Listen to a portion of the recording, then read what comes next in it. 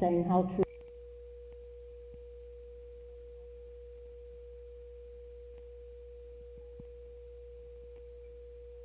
Not quite the Sylvia that she became. In the beginning I had two characters, Helen and Sylvia, and Helen was the more progressive.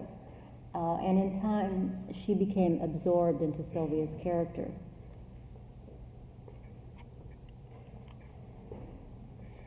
This is the real Sylvia. This is my mother's friend Esther.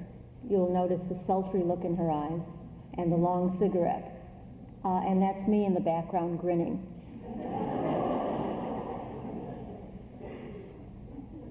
My mother's friends all worked. They were all very funny. I always wanted to be around them. And this picture of me laughing is the way I was around them. So early on, I got the idea that women were funny. So it wasn't a surprise to me that I was able to use humor and that I wanted to use it. This is my mom and dad at the Chez Paris in Chicago.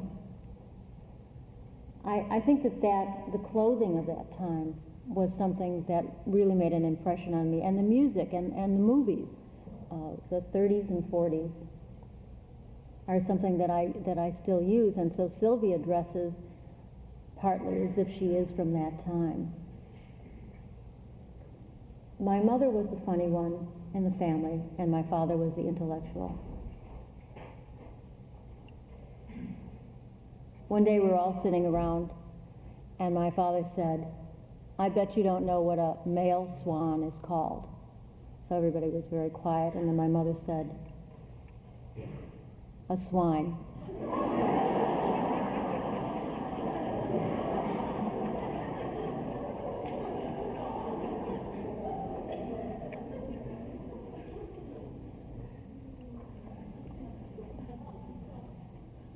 My mother read, and still does read, the Sun-Times in Chicago every day.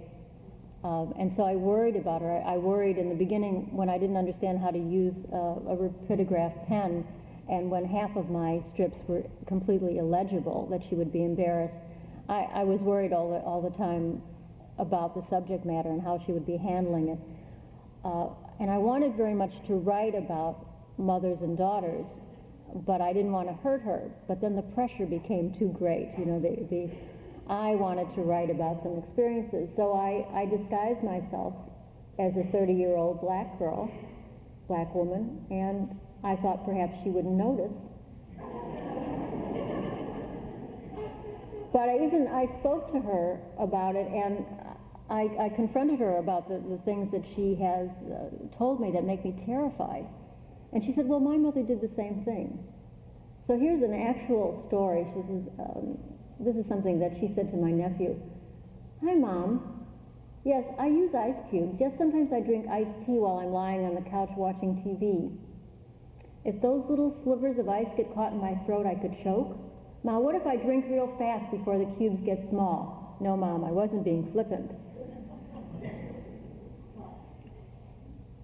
"Ma, I was just about to call you." "Yes, I was just picking up the phone when you called." "No, I don't have any independent corroboration of that."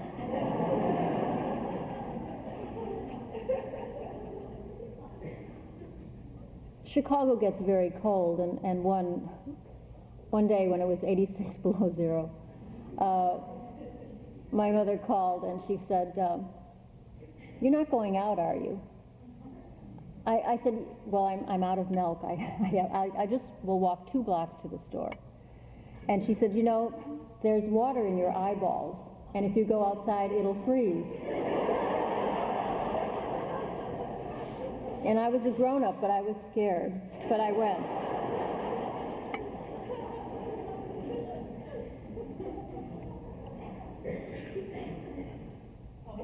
Lizzie Borden and her mom. "Is something bothering you? Why do you ask?"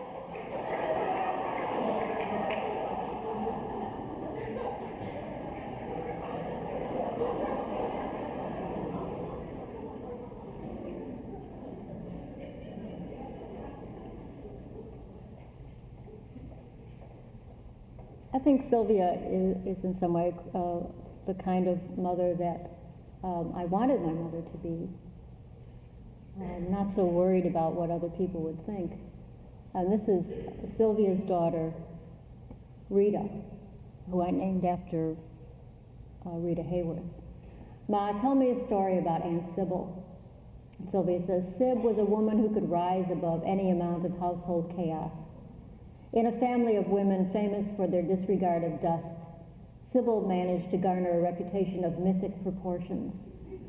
As usual, women of this type are cursed with fastidious children.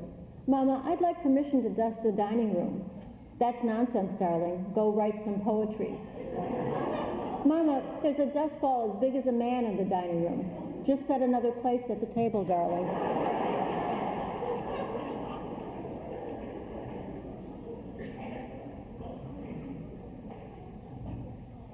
Oh, if only he could hear you say that. This is the real cat, the one who gets all the attention, the big cat. And this is the other one. This is Harriet, who doesn't really get into the strip very much because she's very hard to draw. And she feels that's not a good enough excuse. A cat being cured of hairballs through a television ministry.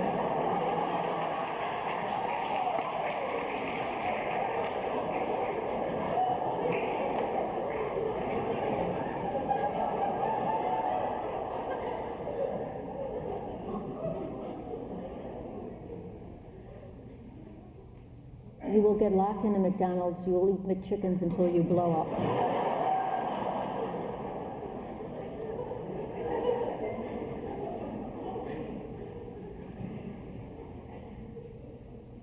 Believe me, you are not Errol Flynn's illegitimate son. Other cats will look to you for leadership. You will be known as El Gato, but your rather short attention span may lead to your downfall.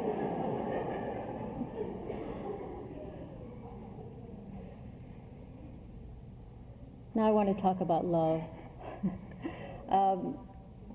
Love in the pages of the comics is all sort of one-dimensional.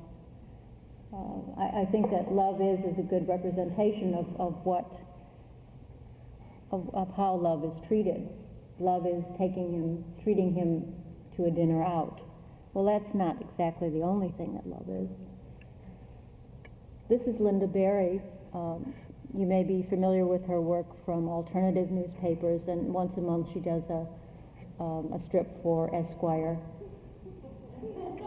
People fall ill, grow old, and die. No matter what magnificent dawn illuminates your life, you will in the end be nailed up in a coffin and thrown into a pit. Really, Edwin, it's only our first date.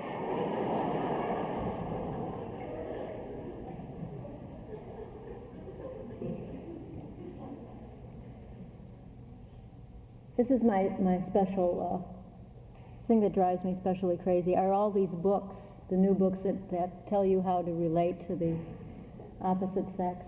This is the Sylvia School of Writing, which I do very often, and the bonus word in this one is conflagration.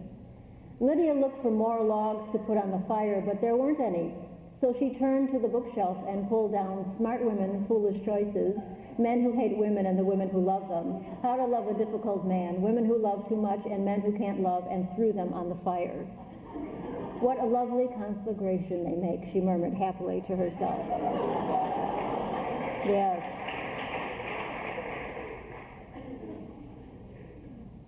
This is Marion Henley. Her work appears in the San Francisco Chronicle once a week. It's called Maxine. During his darkest hour of need, Maxine made up her mind to leave him. She'd made mistakes with men before. At this point, she wasn't keeping count. The other thing that cartoons can do is be very serious. And the image can be very moody. Here's a man named Bill Bergeron. And the only place I've ever seen his work was in a book published by the Chicago Review.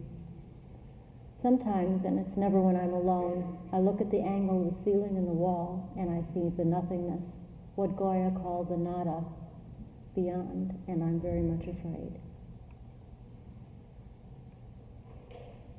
Whoop. Okay, we need a slide, Doctor.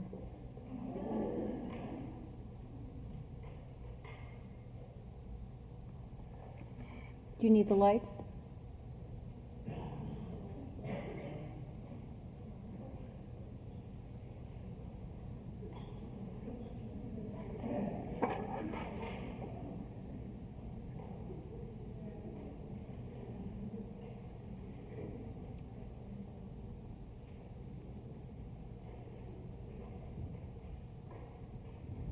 Yes, that's it. Another kind of love that you are not going to see in the comic pages for a little while. This is by Joe Nesbit, who's an English cartoonist. The Causes of Lesbianism, a simple guide in pictures. Biologically determined, it's a lesbian.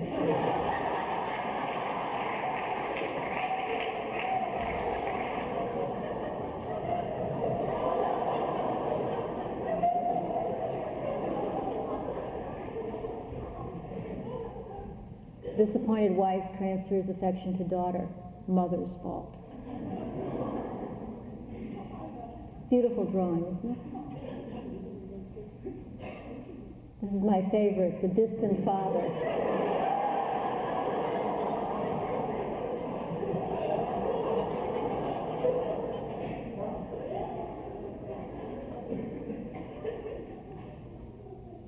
Between love and madness lies shopping.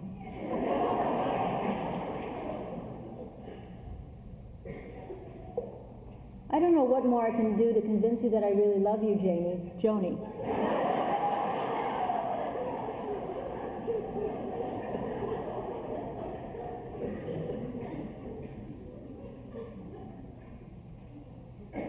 I was a fool to believe that Lassie and Errol Flynn were just good friends. Poor Errol Flynn. This is in case cartoonists should think they're too well known. How does a man like Canadian Prime Minister Trudeau find time to do a comic strip like Doonesbury? Does he do it while his wife is out on the town, as I hear she often is?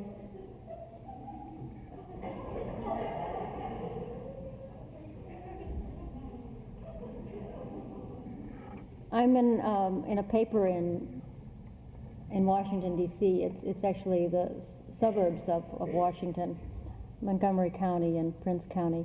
And the man who is the managing editor likes controversy. And so when I did this cartoon, Mom, can a douche make you feel more confident? And Sylvia says, not like a good stock portfolio. Which of course is not so true today, but and someone who signs herself an RN and mother wrote in, furious about my cartoons, which really call attention to something that she should be annoyed about, which is the kind of commercials there are on television that suggest that women, that there's something wrong with women, that they smell bad. Anyway, when he got this letter from her, he immediately printed my cartoon about 3 times as large as it normally appeared. And I called him up and asked him about it, and I said, do you want to offend even more people? And he said, yes, that is the idea. Sometimes very much the opposite happens, that I'm dropped from a newspaper because I've offended too many people, and someone will say to me, I just can't keep defending you any longer. I talked to an editor in Santa Rosa, California, and he said that he'd once got a letter about me saying, how long must we endure this? And still he kept me in.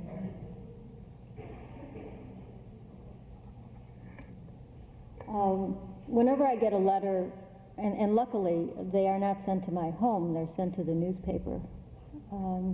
A letter that's in pencil where everything is misspelled. Miss Hollander, I never really liked your strip, Sylvia, but you went too far bad-mouthing Prince. He's more man than you can handle.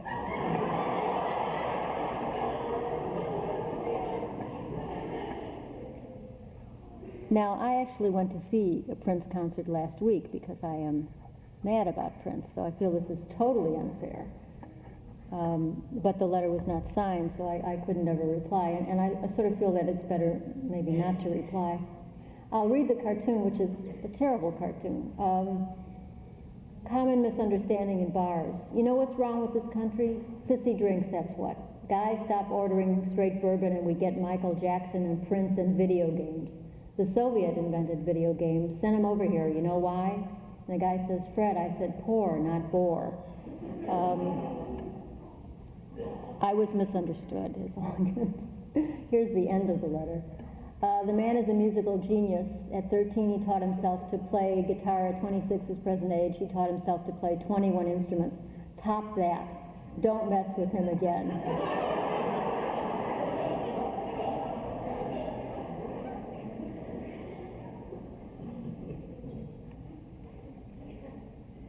This is the sweetest one I ever received, which was a criticism. Please make your lettering all uppercase. and he signs it T.R. Pye, and then in parentheses, make an old man happy. Which was very moving, but I can't help it. My lettering is not very even. I can't make it all uppercase, and I apologize to him, but it's staying this way. The other thing that drives people quite mad is my use of the devil. I sort of feel that having grown up in an Italian Catholic neighborhood, as much right to him as anyone else. The devil tells it like it is. He says, you called. I've led a morally reprehensible life, and I'm quite sure I'm going to hell. What's it like?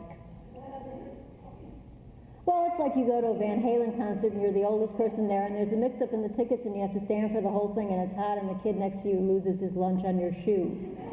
He says, oh no! I know, you thought it was going to be witty and Noel Cowardish. He says, excuse me, I have to go home and give my possessions to charity. Now the devil that I've created, and this is not so characteristic, this particular cartoon, is someone who has difficulty in offering something that will appeal to people. He's not a very successful devil. But I do get this kind of response, which is pretty upsetting. The cartoon says, in hell you get to do a lot of fun stuff, but the catch is you can't talk about it. It seems like that would be hell to me. The other thing is that in this letter, I was at a supermarket, and I was waiting at the checkout counter, and I saw this magazine, and it said, how to build your own precision scroll saw. And I thought, well, that's my idea of hell. I would get to hell, and they would force me to build my own saw. Someone who cannot even sew on a button. And so I did this cartoon, and then I got this letter saying, a reader who is making the precision scroll saw, from the directions in my article, sent in the enclosed Sylvia comic strip. We here at Wood were quite surprised to see such a comic and are quite interested in your reasons for doing such a comic strip. If you would, please send the letter to my attention. I didn't write, but I did apologize on the air. But you see, one person's idea of hell is quite different than someone else's. Playboy magazine wrote me asking for this cartoon. Playboy magazine has never been one of my favorite publications. They had a division in which they gave some money to women, and also they gave free printing to certain women's organizations. And the printing was always of a very low quality, and it seemed as if the kinds of things that they did for women were really not very helpful. And of course the magazine itself was something that I disliked. They have never called and asked me to reprint a feminist cartoon, but they were very interested in this one. When they called up and they said it was Playboy, I said, who? He said, Playboy. I said, well, no, no, I won't give it to you. So they sent me this letter afterwards. Since you don't seem to be the type to be under the spell of Jerry Falwell and Company, I can only conclude that you've bought the line of our militant feminist sisters that Playboy is a sexist publication. Yes, I have. Frankly, I believe that's hogwash. You are, of course, entitled to your own opinion, but I can only ask that you judge the magazine on its merits and not on what someone else has said about it. The idea that someone would have told me this and I would not have been able to make up my own mind, I think is also fairly insulting. Culture alone doesn't make us who we are. The brain is differently wired in men and women. Now this was in an ad for a book. And when I did this cartoon in Men, the Wires Are Loose, I knew that it was cheap. I knew that I was being cheap and that, I thought, well, I was just kidding,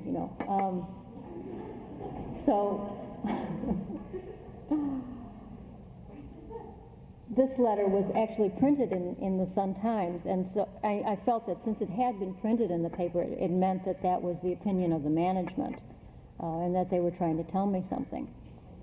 But I feel that, first of all, that there are so many cartoons that are really against women and against minorities, and we are so underrepresented in the comic pages, that perhaps we should have 5 or 10 or 25 years to make fun of men. And then we'll all be equal, and then we'll all be very kind to one another, and then of course humor will have a very difficult time. I also thought that this kind of cartoon, which makes the relationship between men and women seem so ugly, is the kind of cartoon that should be protested. No, I don't think of you as a useless little nobody. I don't think of you at all. And secretaries come in for a lot of stereotyping. For crying out loud, Lolly, untie me and call the police. But sir, I just did my nails. And then strong women. Jean Kirkpatrick is not my favorite person, but anytime there's a woman who has some power, she's represented in the comics as being a witch.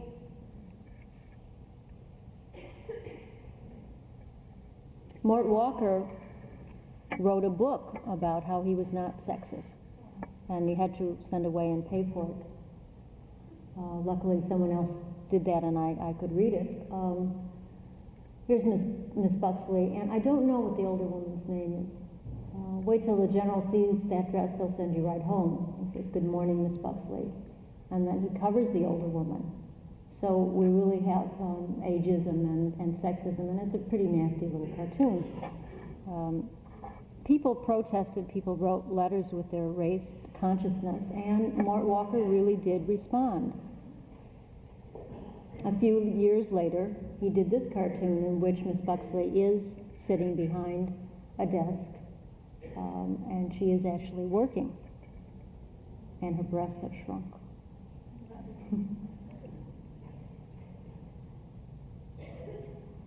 Rita, you must believe me, alien beings are among us. And she says, yeah, in public office, which never more true than today. It's a pretty worrisome time. Who will we choose? God. My problem in writing about politics is that many issues are here today and gone next week. So I have to concentrate on those people and those issues that will be around for a while. And fortunately for me and unfortunately for the country, Ed Meese was around for quite a while. Today, Attorney General Edwin Meese denied accusations that he has only read the classic comic version of the U.S. Constitution.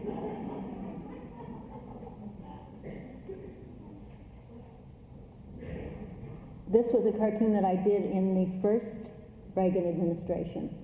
The Washington Press Corps was stunned today when President Reagan suggested mud wrestling as a substitute for affirmative action. A staff aide said later that the president had misunderstood the question but refused to say what question the president thought he was asking.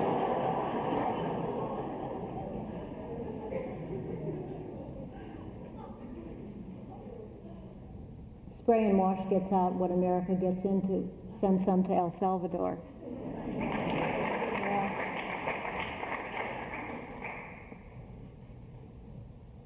It's a wonderful cartoonist, Mike Peters.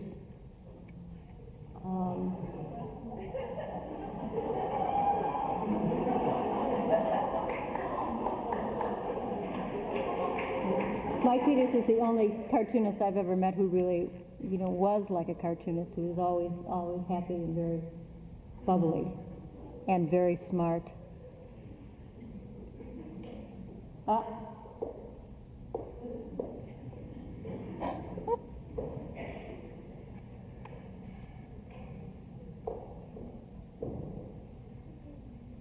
This is like magic that you just fixed this. Wonderful.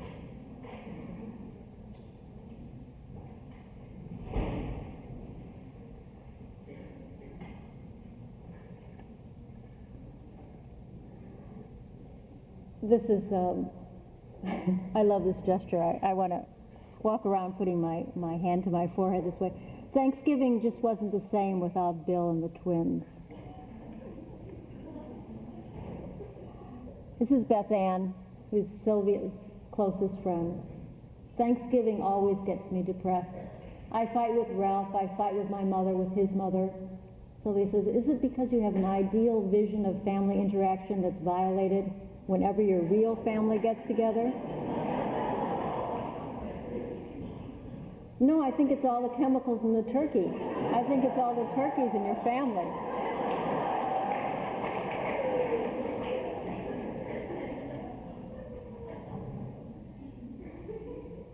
And Blondie and Dagwood, they look slightly different.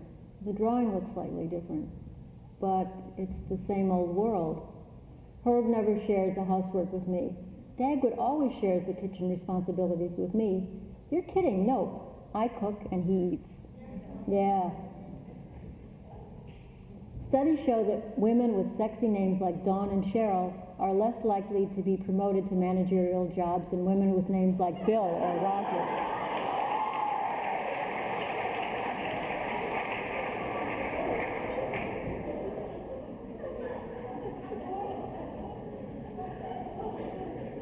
How assertive are you? My dog selects my ties.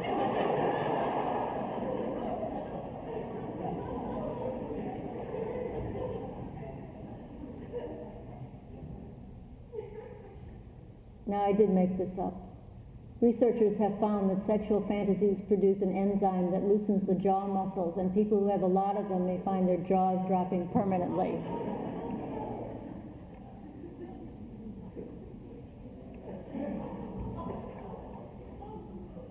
A true friend is happy for you when you look good in shorts. A saint is happy when her friend looks good in a bikini. You look terrific, don't call me anymore. That good, huh?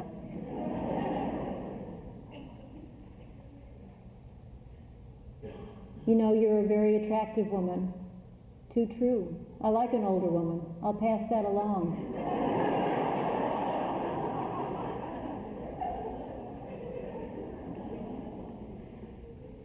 I'm Getting Old in America by Sylvia, page 1.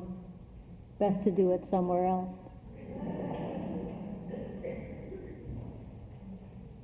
I'm serious this time. I'm going to stop smoking, eat healthy foods, exercise 15 minutes a day, read only nonfiction. How long has it been? 10 minutes.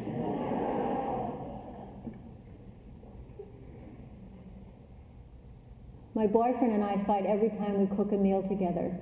Sylvia says, well, then eat out. But that just avoids the real problem, words to live by.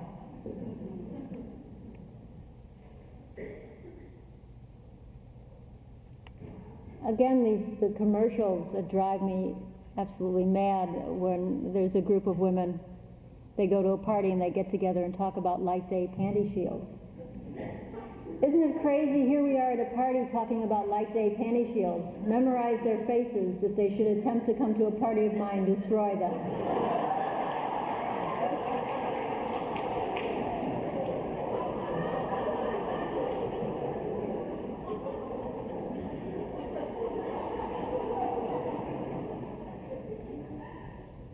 This is a cartoon by Claire Bretéché, who's a French cartoonist. And it's about bodies, the way women feel about bodies, the way we feel that there is something wrong with our body all the time. And whatever our particular flaw is, it's worse than anyone else's flaw. Dr. X, a noted endocrinologist, tells us all women can have perfect breasts, whatever their shape may be, whether they're small or whether they're large, if they're like apples, if they're like pears, if they're like melons, if they're like two fried eggs, if they're set wide apart, whether they're low or whether they're high. Nothing about my case.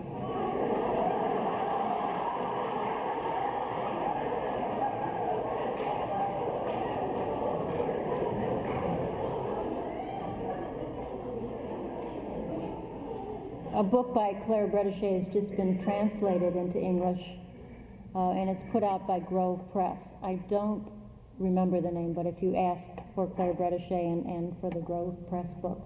An earlier one was put out by National Lampoon. I don't know what the problem is, because I think that her work translates perfectly into English, into our experience.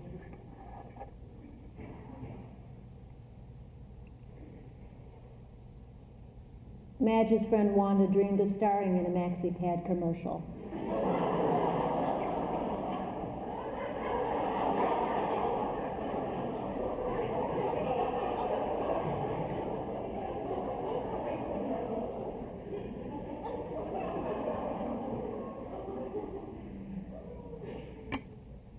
We've heard a lot about penis envy all our lives. Here's two little girls talking about genitals.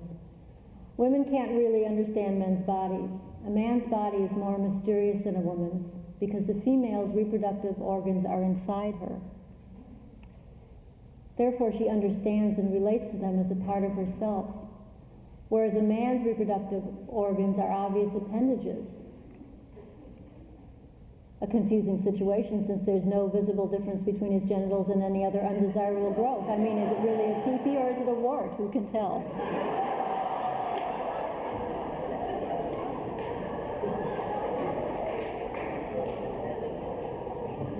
The cartoonist who did this is Sherry Flanagan, and her character is Trots and Bonnie. I believe she did this for the National Lampoon. Help, I am a rich woman being kept prisoner in a working woman's body.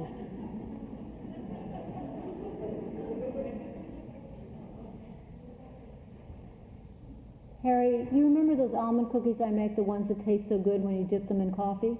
Oh yeah, the killer cookies. What about them? Last night I ate 500.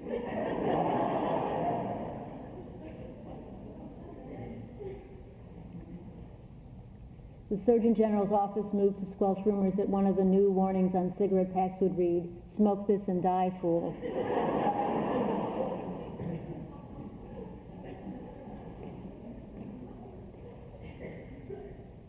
Harry, your two favorites are making a movie together. Charles Bronson and Sly Stallone? No kidding. It's going to be called Rocky's Death Wish.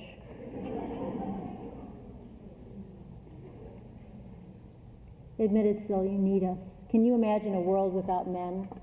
No crime and lots of happy fat women.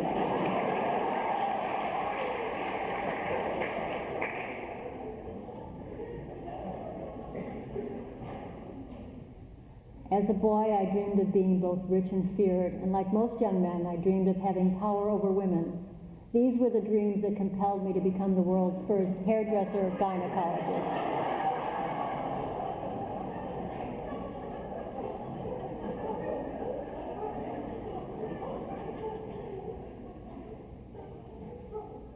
I suppose your Christmas tree is still up.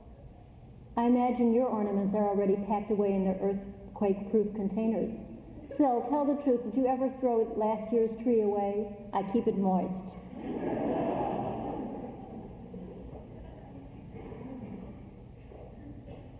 This is Sweetie and Grunella. Sweetie is always looking for love. What do you see?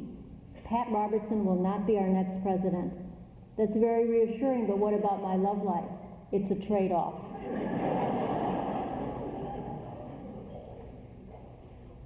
Yep, that's it. We're going backwards now. Can we have the lights? I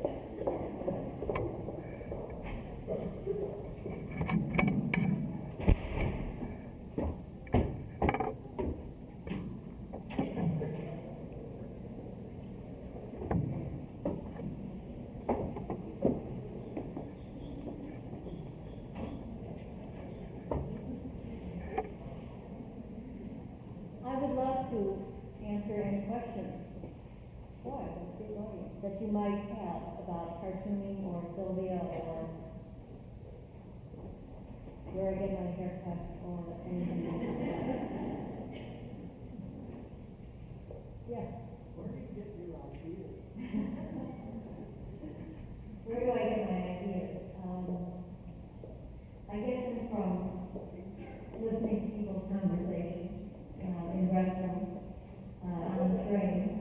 I'm the one who's listening very carefully to you, so watch what you say. For my friend's stories, I mean, sometimes my friends will tell me a story and then they say, "Oh no, it's you! Don't wait to send you a cartoon." But really things get changed around so much that I swear that some of the stories will be recognizable.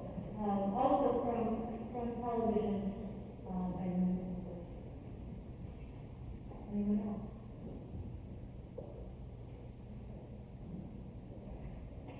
Yes.